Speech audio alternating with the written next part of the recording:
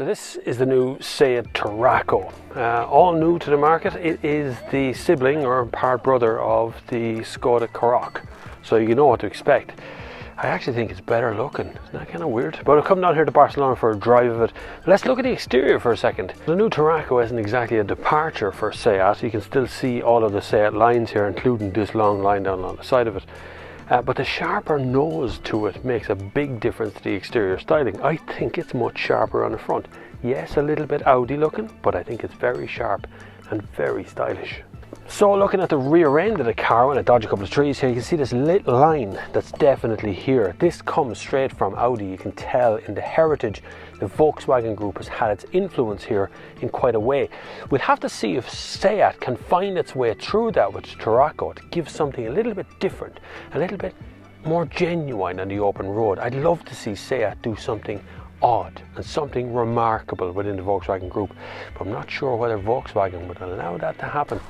So the interior, before I go for a spin in it, right, this is a major upgrade for Seat. This is where I think Seat are actually going to win here. There are some really good materials used throughout the cabin of this. We have the familiar DSG box, 7 speeds in this one as well.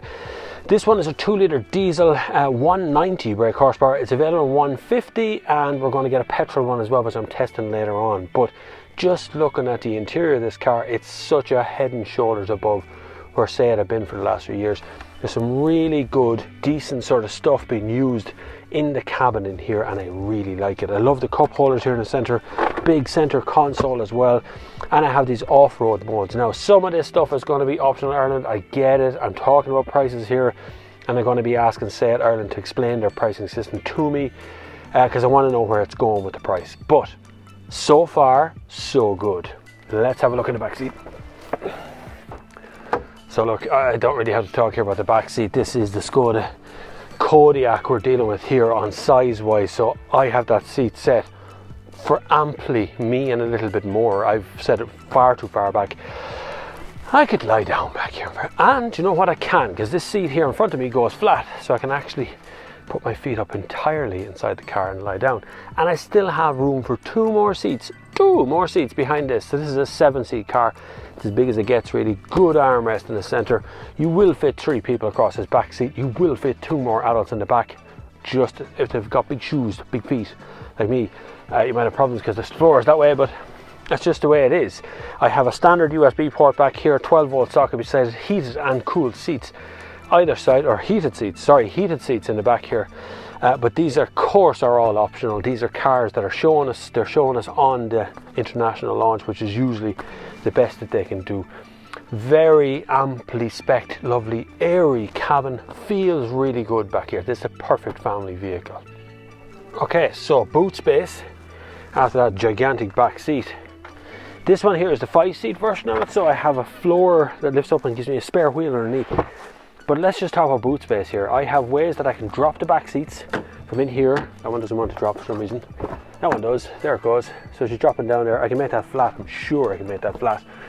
Back there, yeah, you can. It locks down into position. But forget about all of that, because this is how big the boot of this car is. This is just the boot space. This is the 5-door version, so I have to curve my head here for the top of the boot. But you know what? You can be comfortable here having a picnic at the back of your car easily. I mean, what's to dislike here? We'll have to talk about prices later on, but right now this car is ticking all of those beautiful little boxes that I wanted the Seat brand to do.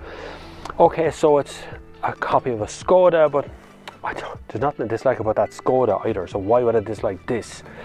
If this manages to be a shade cheaper than the Skoda, well, Skoda, count your days. And then to make sure that those people who need to tow or work on a farm are catered for, we also had an off-road course where they showed what the Tarraco was capable of while driving across some obstacles. Very, very impressive. Welcome to Barcelona city centre. I have driven the 2-litre diesel and the 2-litre petrol. And weirdly, I like the petrol more than I like the diesel. I find that diesel is sluggish, kind of. It's a lazy engine. It seems to take a while to spool up, and even when you really push it hard, it doesn't ever want to respond for you.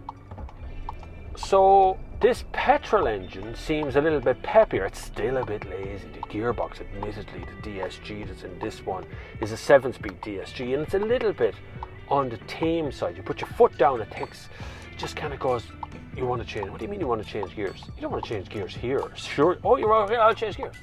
So it takes a while for it all to cop on, even when I flip this into sport mode. You can do a manual option. You've got some off-road systems here. It's very good off-road. It seems good ground clearance front and rear. It does a fairly good job. Interior cabin fit and finish. The seating position is pretty good. I quite like the seating position in the whole cabin. This screen that's in the center, everybody's roared off, it's still red. The screen in the center is quite pleasant to look at.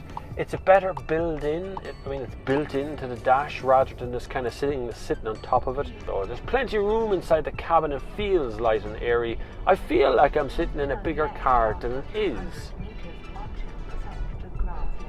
Easier for you to say, love. I feel like I'm in a much bigger, more heavy wooden car than this kind of light plastic stuff that I kind of expect in a more budget brand, of which Seat is supposed to be. Turn left here. This is the stress of this. The car seems really well sorted. Of course, it's based upon one of my favourite cars, the Skoda Kodiaq, and so I can't really complain about its handling or anything else. It all kind of just sits there nicely. I do wish Seat had it done a bit more sportiness, a little bit more Alfa Romeo, a little bit more sprinkling of their own stamp on the car, and it lacks a little bit of that, just a little bit. I'd like to see a little bit more Seat, a little bit less Volkswagen.